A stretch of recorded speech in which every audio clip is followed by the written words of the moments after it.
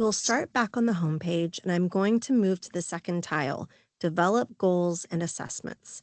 There are lots of goals and assessments to explore in Toolkit, so we made a few easy ways to search. If you want to learn more about goals and different ways to search for goal content, you can access the goals training on your dashboard. For now, let's start by going to a goal that will be appropriate for our student Jalissa through the Browse Goals link. For Jalissa, an area of need we've identified is reading, so we'll enter this for the subject area. Jalissa's area of need is in citing text evidence when reading texts. You may notice that when we were browsing different resources in sixth grade reading, some tiles are shaded blue. These pages were developed with the most foundational and most commonly assessed skills and standards in mind. Goalbook has created what we call anchor pages. Most anchor pages contain progress monitoring resources, an assessment collection and data tracking sheet, and will have a progress emblem denoted on the tile.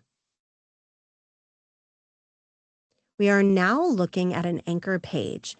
This is formatted like most of the anchor pages you'll find on Goalbook Toolkit. So let's take a look at how this page is structured.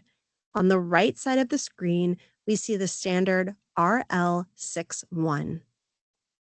We distill each standard down to its most essential element or main idea. We call it the core purpose. From this, we then construct an example grade level learning goal. Some students need more support in accessing this standard.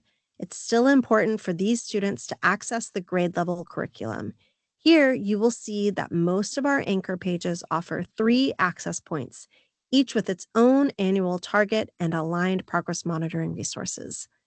The grade level goal offers exactly what you'd expect, a goal that will support a student in making progress towards a critical grade level standard aligned skill.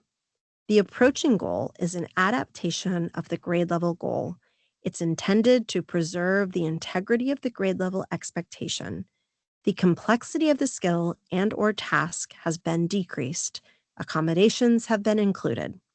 The developing goal offers a significant skill change from the previous 2 goals for students who are performing furthest from grade level, but can still make progress on a critical skill that is on the path to the grade level standard. Now let's personalize this goal for our student.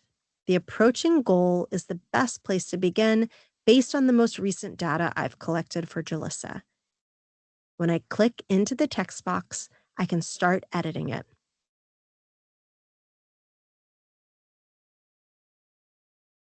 After I've edited my goal, I see the progress monitoring resources section below. I see that I can download, open with Google, or save to my library. I'm going to open it with Google Drive by clicking the Drive icon and then clicking on Assessment Collection, which will open these progress monitoring resources in a new tab. Once I click, a new tab opens and I can see that there are 4 progress monitoring texts at a variety of Lexile levels. As I scroll down, I see a student-facing text followed by a student-specific task aligned to the language of the approaching goal, followed by a rubric to assess the student responses. If I want to make my own copy of the progress monitoring sheet to edit or share with colleagues, I'll click File and then Make a Copy.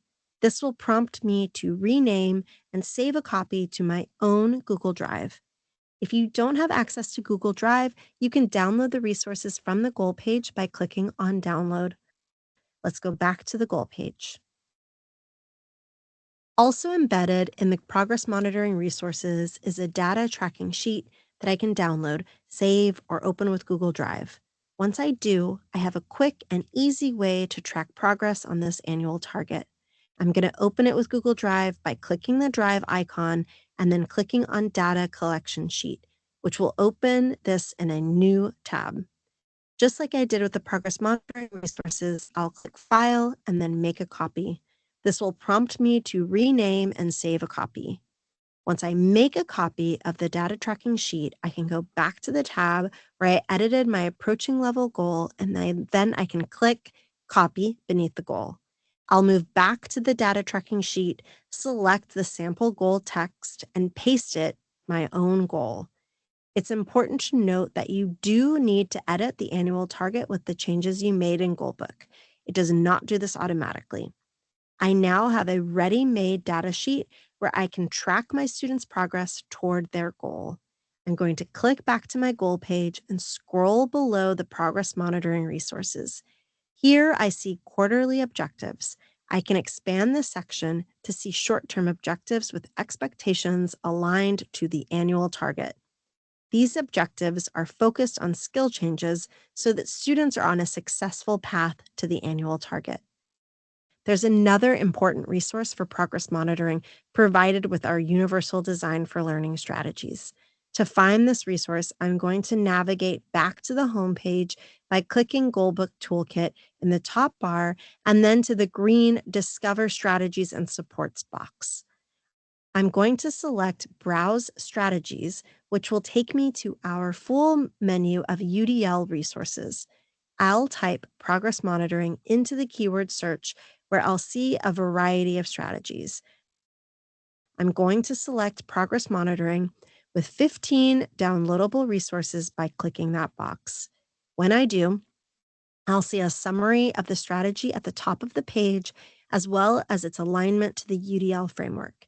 As I scroll down, I see a variety of ready-to-use resources and ways that I can track an individual IEP goal or multiple IEP goals. All of these resources can be downloaded, saved, or opened with Google Drive to support my progress monitoring work. As a reminder, I can save any of these templates to my Goalbook library by clicking the green Save button and selecting a folder name. I can always access my library through the Your Content tab on the top of the page on the blue static bar. Let's go back to the home page again. There is one more search option in the Goals and Assessments tile, and that is Browse Assessments. This search feature lives in the Goals and Assessments tile and in the Present Levels Wizard tile. We used Browse Assessments earlier to find baseline assessments. Now that I'm focused on monitoring progress on a goal I already have, I can now filter by progress monitoring assessments to find assessments aligned to goals.